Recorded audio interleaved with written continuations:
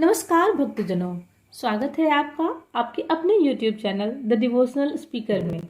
आज हम हरियाली तीज व्रत कथा को सुनेंगे। सावन मास के शुक्ल पक्ष की तृतीया तिथि को महिलाएं शिव पार्वती का विशेष पूजन करती हैं।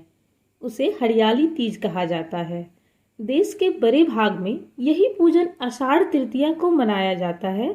उसे हरतालिका तीज कहते हैं। दोनों में पूजन एक जैसा होता है, अतः कथा भी एक जैसी ही है। सावन मास के शुक्ल पक्ष की तृतीया को सावनी तीज कहते हैं, परंतु ज्यादातर लोग इसे हरियाली तीज के नाम से जानते हैं। यह त्योहार मुख्य रूप से उत्तर भारत में मनाया जाता है। शिव और पार्वती के पुनर्मिलाप के उपलक्ष्य में मनाए जाने वाले हरियाली तीज के त्योहार के बारे में मान्यता है कि मां पार्वती ने 107 जन्म लिए थे भगवान शंकर को पति के रूप में पाने के लिए। अंततः मां पार्वती के कठोर तप और उनके 108वें जन्म में भगवान ने पार्वती जी को अपनी पत्नी के रूप में स्वीकार किया। तभी से ऐसी मान्यता है कि इस व्रत को करने से मां पार्वती प्रसन्न होकर पतियों को दीर्घायु होने का आशीर्वाद देती हैं। इस दिन स्त्रियां निर्जला व्रत रखकर माता पार्वती और भगवान शिव की पूजा करती हैं। इस व्रत को करवा चौथ से भी कठिन व्रत बताया जाता है, क्योंकि इस दिन व्रती पूरा दिन बिना भोजन जल के दिन व्यतीत करती हैं तथा दूसरे दिन सुबह स्नान और पूजा के बाद व्रत पूरा करके भोजन ग्रहण करती हैं। आइए अब हम हरियाली तीज व्रत कथा को सुनते हैं। कहते हैं इस व्रत के महात्म्य की कथा भगवान शिव ने पार्वती जी को उनके पूर्व जन्म का स्मरण करवाने के उद्देश्य से इस प्रकार कही थी। हे गौरी, पर्वतराज हिमालय पर गंगा के तट पर तुमने अपनी बाल्यावस्था में अधोमुखी होकर घोर तप किया था।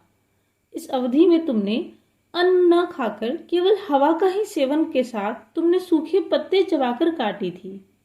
माघ की शीतलता में तुमने निरंतर जल में प्रवेश कर तप किया था। वैशाख की जला देने वाली गर्मी में पंचाग्नि से शरीर को तपाया। सावन की मूसलाधार वर्षा में खुले आसमान के नीचे बिना अन्न जल ग्रहण किए व्यतीत किया। तुम्हारी इस कष्टदायक तपस्या को देखकर तुम्हारे पिता बहुत दुखी और नाराज होते थे। तब एक दिन तुम्हारी तपस्या और पिता की नाराजगी को देखकर नारद जी तुम्हारे घर पधारे। तुम्हारे पिता द्वारा आने का कारण पूछने पर नारद जी बोले, हे गिरिराज, मैं भगवान विष्णु के भेजने पर यहाँ आया हूँ। आपकी कन्या की घोर तपस्या से प्रसन्न होकर वह उससे विवाह करना चाहते हैं। इस बारे में आपकी क्या राय है, मैं जानना चाहता हूँ। नारद जी की बात सुनकर पर्वतराज अति प्रसन्नता के साथ बोले, श्रीमान, यदि स्वयं विष्णु जी मेरी कन्या का वरण करना चाहते हैं तो मुझे क्या आपत्ति हो सकती है। वे तो साक्षात ब्रह्मा हैं। यह तो हर पिता की इच्छा होती है कि उसकी पुत्री सदा सुख संपदा से युक्त पति के घर की लक्ष्मी बने। नारद जी तुम्हारे पिता की स्वीकृति पाकर विष्णु जी के पास गए और उन्हें विवाह तय होने का समाचार सुनाया। परंतु जब तुम्हें इस विवाह के बारे में पता चला तो तुम्हारे दुख का ठिकाना न रहा। तुम्हें इस प्रकार से दुखी देखकर तुम्हारी एक सहेली ने तुम्हारे दुख का कारण पूछने पर तुमने बताया कि मैंने सच्चे मन से भगवान शिव का वरण किया है, किंतु मेरे पिता ने मेरा विवाह विष्णु जी के साथ तय कर दिया है। मैं विचित्र धर्म संकट में हूँ। अब मेरे पास प्राण त्याग देने के अलावा कोई और उपाय नहीं बचा है। तुम्हारी सखी बहुत ही समझदार थी। उसने कहा, प्राण छोड़ने का यह कारण ही क्या है। संकट के समय धैर्य से काम लेना चाहिए। भारतीय नारी के जीवन की सार्थकता इसी में है कि जिसे मन से पति के रूप में एक बार वरण कर लिया, जीवन पर्यंत उसी से निर्वाह करे। सच्ची आस्था और एक निष्ठा के समक्ष तो भगवान भी असहाय हैं। मैं तुम्हें घनघोर वन में ले चलती हूँ, जो साधना थल भी है और जहाँ तुम्हारे पिता तुम्हें खोज भी नहीं पाएंगे। मुझे पूर्ण विश्वास है कि ईश्वर अवश्य ही तुम्हारी सहायता करेंगे। तुमने ऐसा ही किया। तुम्हारे पिता तुम्हें घर में न पाकर बड़े चिंतित और दुखी हुए। वह सोचने लगे कि मैंने तो विष्णु जी से अपनी पुत्री का विवाह तय कर दिया है। यदि भगवान विष्णु बारात लेकर आ गए और कन्या घर में नहीं मिली तो बहुत अपमान होगा। ऐसा विचार कर पर्वतराज ने चारों ओर तुम्हारी खोज शुरू करवा दी। इधर तुम्हारी खोज होती रही, उधर तुम अपनी सहेली के साथ नदी के तट पर एक गुफा में मेरी आराधना में लीन रहने लगी। भाद्रपद तृतीया शुक्ल को हस्त नक्षत्र था।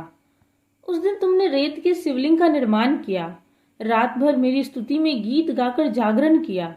तुम्हारी इस कठोर तपस्या के प्रभाव से मेरा आसन हिल उठा और मैं शीघ्र ही तुम्हारे पास पहुंचा और तुमसे वर मांगने को कहा।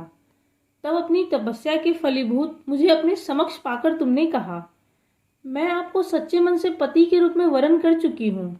यदि आप सचमुच मेरी तपस्या से प्रसन्न होकर यहाँ पधारे हैं तो मुझे अपनी अर्धांगिनी के रूप में स्वीकार कर लीजिए। तब तथास्तु कहकर मैं कैलाश पर्वत पर लौट गया। प्रातः होते ही तुमने पूजा की समस्त सामग्री नदी में प्रवाहित करके अपनी सखी सहित व्रत का वरण किया। उसी समय गिरिराज अपने बंधु बांधवों के साथ तुम्हें खोजते हुए वहां पहुंचे। तुम्हारी दशा देखकर अत्यंत दुखी हुए और तुम्हारी इस कठोर तपस्या का कारण पूछा। तब तुमने कहा, पिताजी, मैंने अपने जीवन का अधिकांश वक्त कठोर तपस्या में बिताया है। मेरी इस तपस्या के केवल उद्देश्य महादेव जी को पति के रूप में प्राप्त करना था। आज मैं अपनी तपस्या की कसौटी पर खड़ी उतर चुकी हूँ। चूंकि आप मेरा विवाह विष्णु जी से करने का निश्चय कर चुके थे, इसीलिए मैं अपने आराध्य की तलाश में घर से चली आई। अब मैं आपके साथ घर इसी शर्त पर चलूंगी कि आप मेरा विवाह महादेव जी के साथ ही करेंगे। पर्वतराज ने तुम्हारी इच्छा स्वीकार कर ली और तुम्हें वापस घर ले गए। कुछ समय बाद उन्होंने पूरे विधि विधान के साथ हमारा विवाह किया। भगवान शिव ने आगे कहा, हे पार्वती, भाद्रपद की शुक्ल तृतीया को तुमने मेरी आराधना करके जो व्रत किया था, उसी के परिणाम स्वरूप हम दोनों का विवाह संभव हो सका। इस व्रत का महत्व यह है कि मैं इस व्रत को पूर्ण निष्ठा से करने वाली प्रत्येक स्त्री को मनवांछित फल देता हूँ। भगवान शिव ने पार्वती जी से कहा कि इस व्रत को जो भी स्त्री पूर्ण श्रद्धा से करेगी, उसे तुम्हारी तरह अचल सुहाग प्राप्त होगा।